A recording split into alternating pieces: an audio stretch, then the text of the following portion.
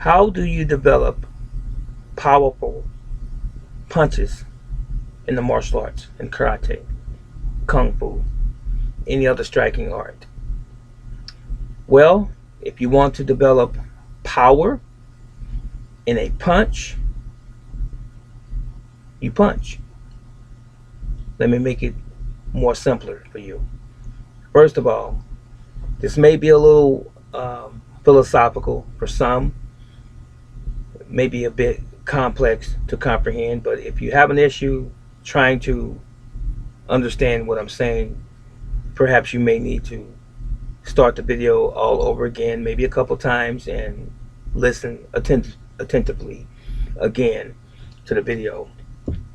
So, first of all, you must envision. What do I mean by envision? Envision, you must see the technique. Know the proper structure of the hand. For example, how do you make a karate fist? 1, 2, 3, and 4. That's karate, basically. 1, 2, 3, 4. It is also called a four-fist strike, largest two knuckles by the thumb. All right. You must also bear in mind that when you strike a semi-solid or a solid object, you must remember to keep the hand in line with the forearm because there's a joint in between called the wrist. Upon impact, that's going to cause the hand to collapse, thereby causing damage to the wrist. So if you are a beginner, you want to learn how to be conscious of the technique as you start in steps. You punch here, always being mindful to keep the hand in line upon impact with the target. Punch here. And then when you hit something semi-solid or solid, to include a human being, you will have the mindset and even the muscle memory to keep your fist in line with the forearm. Here it is from the side. So you would also remember that when you punch, you are supposed to step into the punch when you're striking your target, as opposed to a stationary position. Stationary positions are only to learn the mechanics of the technique. This is karate from my desk, if you will. For example, I'm going to scoot up a little bit. If I'm here, hands are passing each other, they turn, they rotate here. So, what's the proper technique? It's usually a turning, like so, upon impact, because it's coming from the hip here and at the end. Here and at the end, if you're throwing a reverse punch. That's the mechanics here and there. And there are some people that may say, well, that adds a twisting or torquing to the punch. Not necessarily. It's a matter of perception and the individual, and maybe even a slight part of your particular methodology. But the punch is still the same. If I'm going to punch you like this, right?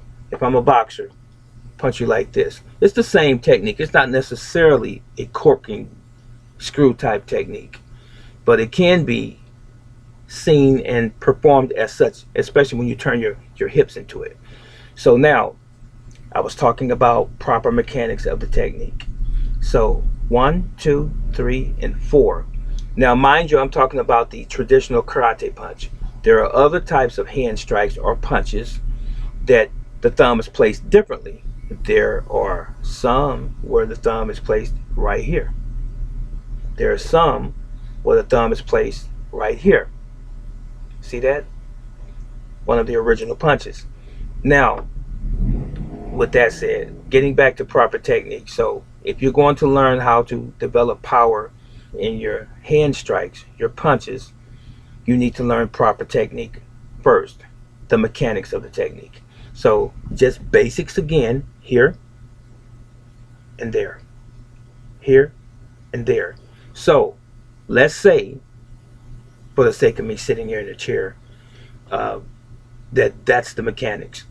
The other thing that you want to add to that technique is your ki or your kiap and your exhalation of breath, energy.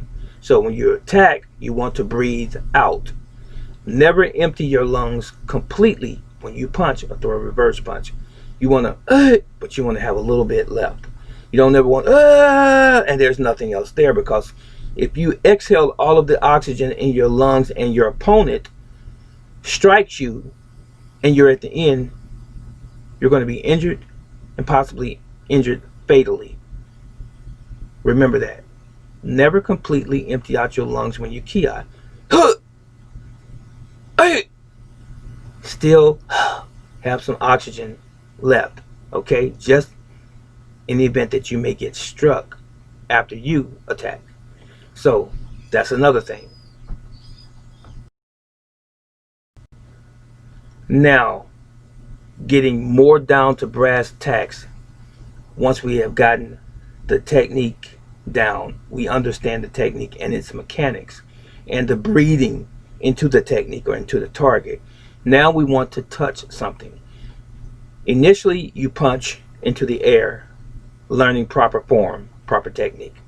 Then you want to touch something such as a heavy bag or a wave master, something that gives a little bit, semi-solid target. Never want to strike a tree full force when you're training initially or as a beginner. You never want to strike a wall, a concrete wall, full force. You're going to end up very arthritic when you get older. You're going to have some joint problems almost instantaneously if you're training like that, because you have a zeal but not according to knowledge. So you want to start out hitting something that's going to give. All right? You want to step into the target when you're executing a reverse punch. The reason you step into your target, because in real time, if you are facing an actual living, breathing, moving human being that's your target or your opponent, if they were to step away from you as you're executing your reverse punch or your hand strike and you overextend your arm, you could suffer elbow damage by hyperextension, even shoulder damage for the same reason, because there's no target there. Now, to avoid that, you step into your target, right? Now, I always learned when I was coming up, you don't hit on the surface of a target. Even when you're breaking boards and bricks, you don't think about striking the surface, you think about going through. The same is true when you're executing a punch at your target, a reverse punch in this particular example. So when you throw a punch at an individual, you are imagining punching through them, not just simply hitting them on the surface. All right, that's the other thing. Now, after thousands and thousands of punches, both in the air with control and on and at a semi-solid target such as a heavy bag again, that is how you develop your power. Now, in conjunction with that, you want to also develop your tools through conditioning. For example, if you want to have a stronger punch outside of your normal strength and power that you were born with, that you grew up with and developed just by everyday living, you want to supplement your training of punches by actually doing push-ups. When you do push-ups, you are simulating a punch. So usually when we do push-ups on our hands here, right, that simulates the motion of a punch or even a palm strike. Or we do them on our knuckles, it simulates punching, right? You want to do that to develop the tools that the punch is being executed by. In other words, you're using your hips, starting from your legs, from the ground. You use your hips, you use your waist, you use your shoulders, your elbow, and the target is going to be struck by your fist, which is the actual tool or tool here. So develop this. So ultimately, the best way to develop the power in your punches and or your techniques is to make sure that you understand the structure of the technique, how it is employed or delivered, and coupled with exhalation, kia, or breathing out as you strike, moving into the target with the technique, and practicing conditioning to develop the arms, the shoulders for executing that same technique. And this is true even if you are a woman. Don't just rely on your natural strength to deliver power to your target. You must also, to your advantage, understand basic human anatomy. Strike your opponent in vulnerable areas on the body and not just in the chest. Most men can take a punch in the chest or in the stomach, oftentimes, especially if they are heavy or they have a lot of body fat. Especially when a woman is attacking a man with a punch. You punch a man in the stomach, he's going to look at you and laugh. You punch a man in the chest, he's going to look at you and he's going to laugh.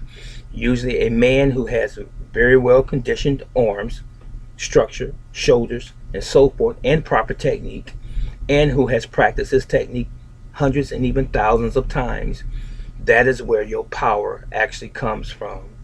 It comes from doing the technique over and over and over. Perfection comes from there.